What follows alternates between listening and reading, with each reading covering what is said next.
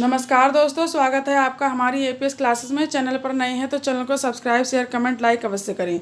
चलिए दोस्तों, बात करते हैं कार्तिकेयपुर राजवंश पर। अगर हम कार्तिकेयपुर राजवंश की बात कर रहे हैं तो सबसे पहले हमें ये जानना बहुत ज़रूरी होगा कि जो कार्तिकेयपुर राजवंश है वो उत्तराखंड का सबसे पहला ऐतिहासिक राजवंश है। ठीक है, अब बात आती है कि बहुत सारे बच्चे कंफ्यूज हो जाते हैं कि अगर पहले राजवंश की बात आती है तो बच्चे कंफ्यूज होते हैं कुड़िंद वंश में और कार्तिकेयपुर राजवंश में। तो बिल्कुल भी कंफ्यूज होने की ज़रूरत नहीं है। जो कुड़िंद वंश है वो पहला राजनैतिक राजवंश है। ठीक है, क्या है? पहला राजनैतिक राजवंश है। और जो आपका कार्तिकेयपुर है वो पहला ऐतिहासिक राजवंश है। तो प्रश्न जब भी आएगा कि पहला राजनैतिक राजवंश कौन सा है तो उत्तर कुड़िंद वंश होगा। और अगर प्रश्न आएगा कि पहला ऐतिहासिक राजवंश कौन सा है तो ऐतिहासिक राजवंश पहला उत्तर होगा आपका कार्तिकेयपुर राजवंश। ठीक है दोस्तों, तो ये बात यहाँ तक क्लियर हो गई। चलिए आगे बढ़ते हैं। अब बात करते हैं कार्तिकेयपुर राजवंश पर। देखिए, जो कार्तिकेयपुर राजवंश है वो पहला ऐतिहासिक राजवंश है जिसका समय काल जो है अनुमानित लगाया गया है 700 ईस्वी से लेके 1100 ईस्वी तक। ठीक है, इसका अध्ययन जो है हम 3 परिवारों के रूप में करेंगे। ठीक है दोस्तों, किसका? कार्तिकेयपुर राजवंश का। अब चलिए बात करते हैं।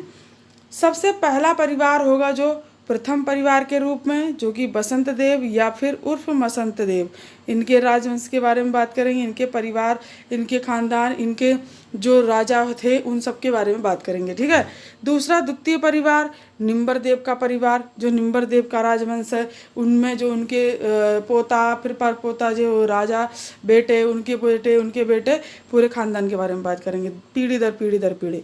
उसके बाद तृतीय परिवार के बारे में हम बात करेंगे सलोड़ादित्य का राजवंश। सलोड़ादित्य के राजवंश के बारे में बात करेंगे, इनके परिवार के बारे में बात करेंगे। ठीक है दोस्तों, तो चलिए सबसे पहले बात करते हैं हम। चलिए दोस्तों, बात करते हैं कार्तिकेयपुर वंश का मूल स्थान, जो कि कार्तिकेयपुर के जो भी राजा रहे उनका मूल स्थान पर हम बात करते हैं। अगर हम मूल स्थान की बात करें तो देखिए दोस्तों, इतिहासकार लक्ष्मीदत्त जोशी और बद्रीदत्त पांडे ने मूल स्थान जो है इनका अयोध्या बताया। ठीक है, जो कि उत्तर प्रदेश में है। और उन्हें ये भी बताया कि शायद ये सूर्यवंशी रहे होंगे। ठीक है, क्योंकि ये लोग अयोध्या से थे तो शायद अनुमान लगाया इतिहासकारों ने कि ये लोग सूर्यवंशी भी होंगे, तो इन्हें इतिहासकारों ने सूर्यवंशी भी माना है। ठीक है दोस्तों, दूसरी बात करते हैं हम। अयोध्या से कार्तिकेयपुर में लोग जो थे वो कबीलों में आए थे। इन कबीलों का नेतृत्व जो था वो बसंत देव के द्वारा किया गया था। और उस समय जो था मालवा का शासक जो था यशोवर्मन था। ठीक है दोस्तों, यशोवर्मन के समय बसंत देव जो था वो पर्वतीय क्षेत्रों में यशोवर्मन का गवर्नर था, मतलब राज्यपाल, गवर्नर था। ठीक है, कौन था? मसंत देव था। किसका गवर्नर था? यशोवर्मन का गवर्नर था। ठीक है दोस्तों, और जो ललितादित्य एक राजा था, ललितादित्य के साथ हुए युद्ध में यशोवर्मन जो था वो पराजित हो गया।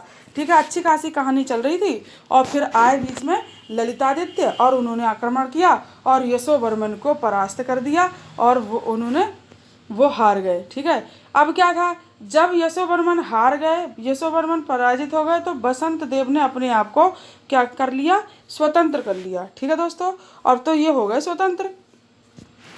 तो दोस्तों, ये पर्वतीय क्षेत्र के थे, मतलब गवर्नर थे। कौन थे? मसंत देव थे। अब यशोवर्मन जो थे वो हार चुके थे। ठीक है, जो कि मालवा के शासक थे। अब क्या है, ललितादित्य थे, इन्होंने इनको युद्ध में हरा दिया था। अब इनके पास बहुत अच्छा चांस आ गया। इन्होंने क्या करा? इन्होंने अपने आप को स्वतंत्र घोषित कर दिया। और अपने आप को स्वतंत्र घोषित करने के बाद इन्होंने क्या किया? इन्होंने जो है कार्तिकेयपुर में बसंत देव राजवंश की स्थापना कर दी। कहाँ पर?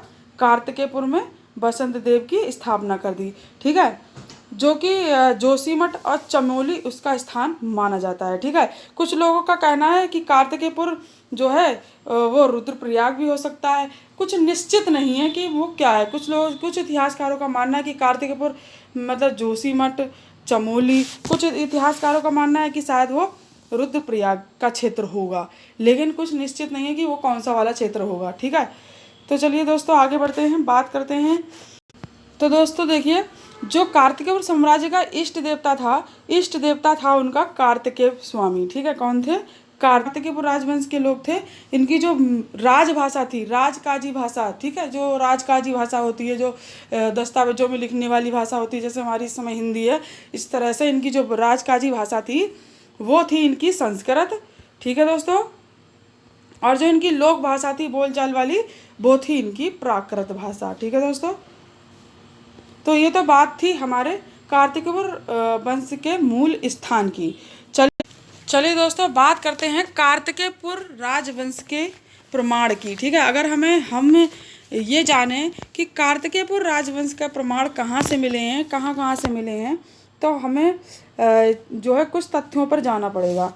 हम बागेश्वर शिलालेख पर जाना पड़ेगा, पांडुकेश्वर पे जाना पड़ेगा, बैजनाथ और कंडारा के अभिलेख। ठीक है, सबसे ज़्यादा जो मिले हैं वो बागेश्वर और पांडुकेश्वर से मिले हैं। ठीक है दोस्तों, तो बात करते हैं सबसे पहले बागेश्वर शिलालेख की। अगर हम बागेश्वर शिलालेख की बात कर रहे हैं दोस्तों, तो देखिए जो बागेश्वर था, ठीक है दोस्तों, बागेश्वर में पाया गया कि एक शिलालेख जो है वो बागनाथ के मंदिर का है, और शिलालेख में इस स्थान का नाम जो है वो व्याघ्रेश्वर लिखा हुआ है। ठीक है, क्या लिखा हुआ है? व्याघ्रेश्वर लिखा हुआ है। ठीक है, शिलालेख में जो है वो संस्कृत में लिखा हुआ है, जो कुछ भी लिखा है वहाँ पे वो शिलालेख में संस्कृत में लिखा हुआ है, और ये थोड़ा सा टूटा फूटा भी हुआ है। ठीक है, ये वाला शिलालेख जो है, और ये शिलालेख जो है राजा भूदेव के समय का है, ऐसा उसमें साक्ष्य मिले हैं। इसमें उनके नाम के अलावा 7 अन्य राजाओं के नाम भी मिले हैं। ठीक है दोस्तों, जो कि दान करते हुए अपने पूर्वजों के साथ दान करते हुए इत्यादि, मतलब वहाँ पे संकेत पाए गए हैं। जो वे राजाएं हैं, जिन राजाओं के वहाँ संकेत मिले हैं बागेश्वर शिलालेख में, वो राजाओं के नाम कुछ इस तरह से हैं। सबसे पहले है बसंत देव, दूसरा है खड़पाड़ देव, तीसरा है कल्याण राजदेव, और चौथा है त्रिभुवन राजदेव, और फिर पांचवा है आपका निम्बर देव, छठा है इष्टराणय देव, और सातवां है ललितेश्वर देव, और 8वां है भूदेव। ठीक है, तो इन 8 राजाओं के जो हैं बागेश्वर शिलालेख से प्रमाण मिले हैं दोस्तों, और कहा जाता है कि इस शिलालेख में इन सभी 8 को गिरिराज चक्र चूड़ामणि या हिमालय के चक्रवर्ती राजा का जो है उपाधि मिली है। ठीक है, इस तरह की किस की? गिरिराज चक्र चूड़ामणि हिमालय के चक्रवर्ती। ठीक है, हिमालय के चक्रवर्ती राजा, ये उपाधियां इन 8 राजाओं को मिली हैं। ये सारे संकेत कहाँ से मिले हैं? बागेश्वर शिलालेख से मिले हैं। ठीक है दोस्तों, चलिए दोस्तों आगे बात करते हैं। और इस बागेश्वर शिलालेख में साथ ही इनमें महिलाओं के नाम भी मिले हैं। ठीक है दोस्तों, ये जो बागेश्वर शिलालेख है यहाँ पर कुछ महिलाओं के भी नाम मिले हैं, जिससे यह प्रतीत होता है कि तब पर्दे का कोई रिवाज नहीं होगा। ठीक है, वहाँ पे कुछ इस तरह से भी लिखा हुआ कुछ संकेत मिलता है कि काली उनके समीप नहीं आ सकी, इस तरह से कुछ लिखा हुआ संकेत मिलता है। तो ये इस कथन से ऐसा प्रतीत होता है कि वे उत्साही शिव के अनुयायी होंगे और काली की पूजा या फिर पशु बलि के खिलाफ होंगे। ठीक है, ऐसा यहाँ से प्रतीत होता है। चलिए दोस्तों, अब बात करते हैं पांडुकेश्वर की। ठीक है दोस्तों, अगर हम पांडुकेश्वर की बात करें तो बद्रीनाथ के पास स्थित पांडुकेश्वर के मंदिर में 4 ताम्रपत्र जो हैं वो प्राप्त होते हैं। ठीक है दोस्तों, इनमें 2 बागेश्वर शिलालेख में उल्लिखित 5वें और 8वें 7वें राजाओं के नाम हैं। ठीक है, और 1 ताम्रपत्र में राजाओं की 3 पीढ़ियों के नाम हैं। ठीक है दोस्तों, चलिए दोस्तों, ऐसे ही बैजनाथ में भी कुछ प्रमाण है, कंडारा के अभिलेखों में भी कुछ प्रमाण है, इनके बारे में आगे चर्चा करेंगे। आइए दोस्तों आगे चलिए दोस्तों, बात करते हैं कार्तिकेयपुर राजवंश पर। अगर हम कार्तिकेयपुर राजवंश पर बात करें तो उसकी सबसे प्रथम शाखा पर चर्चा करेंगे। अगर हम प्रथम शाखा की चर्चा पर बात करें तो सबसे पहले हम बात करेंगे बसंत देव की। बसंत देव जो थे, बसंत देव कन्नौज के शासक यशोवर्मन के सामंत थे। ठीक है दोस्तों, और ये जो थे बागेश्वर शिलालेख से इस वंश की जानकारी मिलती है। ठीक है दोस्तों, और फिर इसके बाद जो संस्थापक थे वो मसंत देव थे, जिन्हें बसंत देव भी कहा जाता है। इनके नाम मसंत देव उर्फ बसंत देव है। ठीक है, बागेश्वर से प्राप्त त्रिभुवन राज के शिलालेख से विदित होता है कि बसंत देव या मसंत देव इस वंश का संस्थापक था। ठीक है, ये बात कहाँ से पता चलती है? बागेश्वर से के शिलालेख से। ठीक है, बागेश्वर के शिलालेख से हमें ये ज्ञात होता है कि जो कार्तिकेयपुर राजवंश था, कार्तिकेयपुर राजवंश की स्थापना बसंत देव या मसंत देव ने करी थी। इनके दो नाम थे, इन्हें मसंत देव के नाम से भी जाना जाता था, इन्हें बसंत देव के नाम से भी जाना जाता था। इन्हें महाराज धीराज की उपाधि भी मिली हुई थी। ठीक है, और ये जो थे मसंत देव या बसंत देव जो थे वो बागेश्वर अभिलेख में इसके द्वारा शरणेश्वर ग्राम के वैष्णवों को भूमि दान करने की भी वहाँ से जानकारी मिलती है। ठीक है, कहाँ से? बागेश्वर शिलालेख से। और इसके अलावा जोशीमठ के नरसिंह मंदिर और बागेश्वर के नरसिंह मंदिर का इन्होंने निर्माण करवाया था।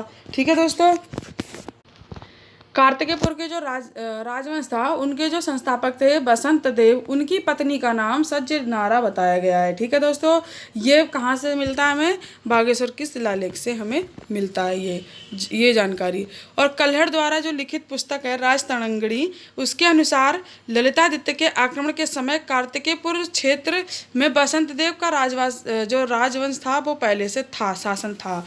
ठीक है, देव की खड़पर देव की बात करें तो देखिए ये बसंत देव की तीसरी पीढ़ी के थे। ठीक है, जो बसंत देव राजवंश जिन्होंने स्थापना करी थी उनके जो नाती थे, नाती पोता थे। ठीक है, उनकी तीसरी पीढ़ी के थे ये।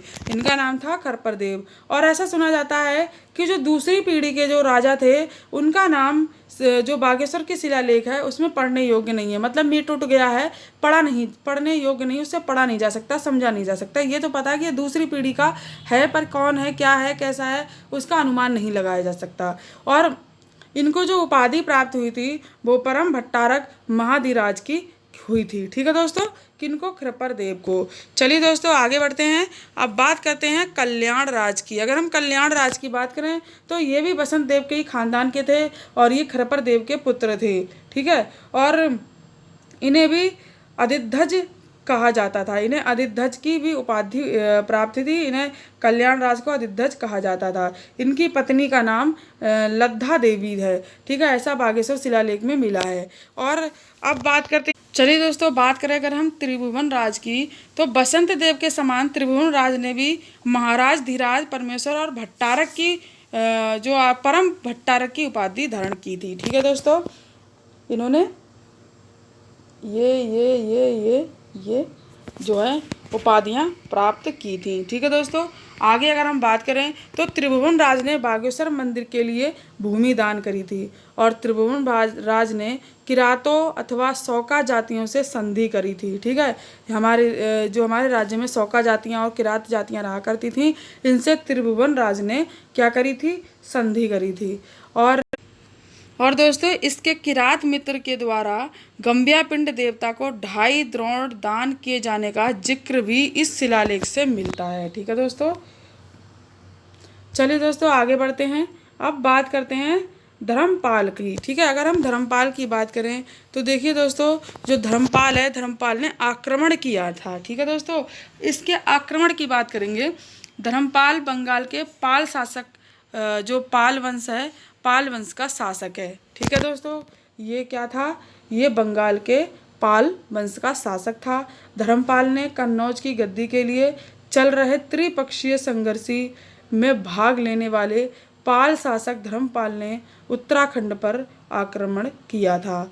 ठीक है दोस्तों, इस समय त्रिभुवन राज का शासन कर रहा था। जब धर्मपाल ने जब उत्तराखंड पर शासन किया तब जो था त्रिभुवन राज शासन कर रहा था उत्तराखंड पर। ठीक है दोस्तों, त्रिभुवन राज कौन है? त्रिभुवन राज बसंत देव उर्फ मसंत देव के खानदान का है। ठीक है, उस समय त्रिभुवन राज शासन कर रहा था जब धर्मपाल ने आक्रमण किया। आक्रमण के बाद निम्बर नामक सामंत था एक। ठीक है, कौन? निम्बर नाम का एक सामंत था, उसके द्वारा स्वतंत्र राजवंश की स्थापना की गई। ठीक है, इसके बाद आक्रमण हुआ। आक्रमण के बाद जो निम्बर नाम का एक शासन था, वो सामंत था, उसके द्वारा स्वतंत्र राजवंश की स्थापना कर दी गई।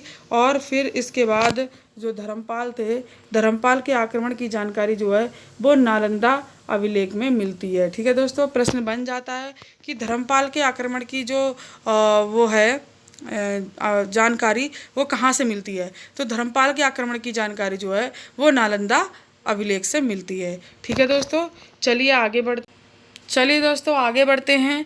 बात करते हैं द्वितीय शाखा के राजवंशों की। प्रथम शाखा हमारी समाप्त हो गई। प्रथम शाखा में कौन कौन राजा थे? बसंत देव थे उर्फ मसंत देव, जिन्होंने कार्तिकेयपुर की स्थापना करी थी। और दूसरे राजा जिनका नाम नहीं पता है। ठीक है, और फिर तीसरे उनके पुत्र खरपर देव थे, और चौथे उनके पुत्र कल्याण राज थे, और पांचवें उनके पुत्र त्रिभुवन राज थे। और त्रिभुवन राज पर आक्रमण कर दिया धर्मपाल ने, और उसके बाद जो थे निम्बर राज एक सामंत थे, उनके द्वारा राजवंश की स्थापना कर दी गई। अब यहाँ से शुरू होती है कहानी दूसरी राजवंश की। ठीक है, अब दूसरा राजवंश जो है यहाँ से शुरू हो जाता है, यहाँ से शुरू होता है निम्बर राजवंश। ठीक है दोस्तों, कौन सा राजवंश? निम्बर राजवंश। चलिए अब इस राजवंश को भी हम देख लेते हैं। इस राजवंश में जो हम सबसे पहले निम्बर देव के बारे में ही पढ़ेंगे। देखिए दोस्तों, निम्बर राजवंश में अगर हम निम्बर के बारे में पढ़ें तो पांडुकेश्वर ताम्रलेख जो थे, कौन कौन से? पांडुकेश्वर ताम्रलेख। ठीक है, पांडुकेश्वर ताम्रलेखों में तथा बागेश्वर लेखों में इनका वर्णन मिलता है। ठीक है दोस्तों, और इस शाखा के जो नरेश जो हैं उनका पता भी पांडुकेश्वर ताम्र से पता लगता है। इनके जो संस्थापक थे वो निम्बर देव थे। ठीक है, जो द्वितीय शाखा के जो संस्थापक थे वो निम्बर देव थे, जो कि शैव धर्म को मानते थे और एक मतावली थे। ठीक है, ये इसके जो निम्बर देव थे, निम्बर देव के बाद इनका पुत्र इष्टगढ़ निम्बर शासक बना। जब निम्बर देव गुजर गए, इनके बाद इनका पुत्र इष्टगढ़ बना। ठीक है, इसकी पटरानी का नाम नासु देवी था। ठीक है, और जो थे निम्बर देव भगवती नंदा का आराधक थे। चलिए दोस्तों बात करते हैं हम इष्टगढ़ देव की। अगर हम इष्टगढ़ देव की बात करें तो दोस्तों ये जो शासक था वो कार्तिकेयपुर का पहला शासक था। ठीक है, जिसने संपूर्ण उत्तराखंड को एक सूत्र में बांधने का प्रयास किया था, ऐसा माना जाता है। ये द्वितीय शाखा का ऐसा पहला जो राजा था जिसने कि पूरे उत्तराखंड को एक सूत्र में बांधने का प्रयास किया था। ठीक है दोस्तों, और इसने तराई भाबर क्षेत्र में शत्रु सेना को हराया था। ठीक है दोस्तों, इसके बाद बात करते हैं ललित सुरदेव की। ललित सुरदेव की बात करें तो ये भी द्वितीय शाखा का ही राजा है, और इस राजा के द्वारा पांडुकेश्वर से इसके 2 ताम्रलेख प्राप्त हुए हैं, जो कि ललित सुर को 12 अवतार के रूप में उल्लिखित किया गया है। ठीक है दोस्तों, चलिए दोस्तों बात करते हैं भूदेव की। अगर हम भूदेव की बात करें तो बागेश्वर में गरुड़ है। गरुड़ घाटी एवं कार्तिकेयपुर दोनों इसकी राजधानी थी। ठीक है दोस्तों, गरुड़ और कार्तिकेयपुर दोनों भूदेव की राजधानी थी। ठीक है दोस्तों, इसके बाद इसने बागेश्वर शिलालेख में उत्कीर्ण कराया था। इसी ने अपने पूर्वज बसंत देव, खरपर देव इत्यादि के उल्लेख भी इसी ने करवाए हैं। इसका शासन जो है वो 855 ईस्वी तक से शुरू हुआ था। ठीक है दोस्तों, चलिए दोस्तों बात करते हैं तृतीय शाखा के राजवंश की। तृतीय शाखा के राजवंश में अगर हम बात करें तो सबसे पहले हम बात करेंगे सलोड़ादित्य राजवंश। सलोड़ादित्य राजवंश जो हमारा तृतीय शाखा की श्रेणी में रखा गया है। ठीक है दोस्तों, और इनके जो राजा थे सबसे पहले वो थे सरोड़ादित्य। ठीक है, इनके बारे में हम चर्चा करेंगे। देखिए दोस्तों, अभिलेखों से इसे भुवनादित्य की भांति स्वभुजा से राज प्राप्त करने वाला शासक कहा है। किसे कहा है? सलोड़ादित्य को कहा है। और दूसरी शाखा के कार्तिकेयपुर शासक के छीड़ हो जाने से इसने तृतीय शाखा की नींव डाली। ठीक है दोस्तों, जब द्वितीय शाखा छीड़ हो गई तो इसने तृतीय शाखा की नींव डाली। ये जो था तीसरे श्रेणी का मतलब तृतीय शाखा का पहला राजा था। इसने सलोड़ादित्य राजवंश की स्थापना करी थी। चलिए दोस्तों आगे बात करते हैं। अगर हम बात करें तो हम तृतीय शाखा के दूसरे राजा की बात करें तो दूसरा राजा था इच्छा देव। ठीक है, अगर हम इच्छा देव की बात करते हैं, इच्छट देव की बात करते हैं तो सलोड़ादित्य का पुत्र पदमट देव। ठीक है, जो सलोड़ादित्य के पुत्र था पदमट देव, इनके ताम्रपत्र के अनुसार यह ब्राह्मण भक्त शासक था। ठीक है दोस्तों, और इसकी रानी का नाम था सिंधु देवी। और इसका जो राज्य जो था, जो कि वर्तमान में पिथौरागढ़ और चंपावत का क्षेत्र माना जाता है। ठीक है दोस्तों, अब चलिए दोस्तों बात करते हैं देसट देव की। अगर हम देसट देव की बात करें दोस्तों तो ये भी तृतीय शाखा का ही राजा है। और इसके बारे में ऐसा माना जाता है कि ये राजा जो था वो ये नरेश जो था वो दीन दुखियों के रक्षक और स्वर्ण दान दाता था। ठीक है, इसका चंपावत के बालेश्वर मंदिर में ताम्रपत्र है, जिससे कि यह ज्ञात होता है ये शत्रुओं को प्रयास जो शत्रु हुआ करते हैं शत्रुओं के प्रयास को विफल बनाने वाला इसे कहा गया है। ठीक है, चलिए दोस्तों आगे बढ़ते हैं। दोस्तों, कार्तिकेयपुर राजवंश को कत्यूरी राजवंश कहे जाने के संबंध में कोई अभिलेख या पुरातात्विक साक्ष्य नहीं मिलते हैं। कुछ लोगों का मानना है कि कार्तिकेयपुर और कत्यूरी राजवंश एक ही है। कुछ लोगों का मानना है कि ये दोनों अलग अलग हैं। लेकिन दोनों बातों में कौन सी बात सच है कौन सी झूठ है, इसके कोई प्रमाण नहीं है। इसलिए चलिए दोस्तों बात करते हैं कत्यूरी राजवंश पर। अगर हम कत्यूरी राजवंश की बात करें तो जागरों एवं पवाड़ों के अनुसार मूल स्थान कार्तिकेयपुर साम्राज्य के अंतिम शासक जो थे वो थे सुबक्षी राज के पुत्र नरसिंह। ठीक है, नरसिंह के द्वारा राजधानी कार्तिकेयपुर से बैजनाथ यानी कि कत्यूरी घाटी स्थानांतरित कर दी गई। ठीक है दोस्तों, इसके बाद बैजनाथ घाटी में कत्यूर राजवंश की जानकारी के स्रोत जो हैं वो ताम्रपत्र, लोक गाथाएं और जागर राजवंशाली तथा तैमूर की आत्मकथाओं से मिलती हैं। ठीक है दोस्तों,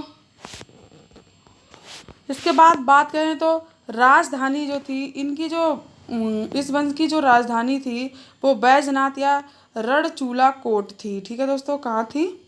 बैजनाथ या रणचूला कोट।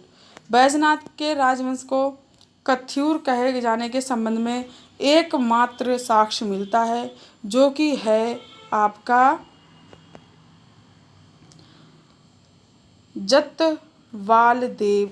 ठीक है, जतवाल देव का कुलसारी मूर्ति लेख। ठीक है दोस्तों, और इसमें जो है कतिउर नाम से इस वंश का उल्लेख है। ठीक है दोस्तों, कैसे?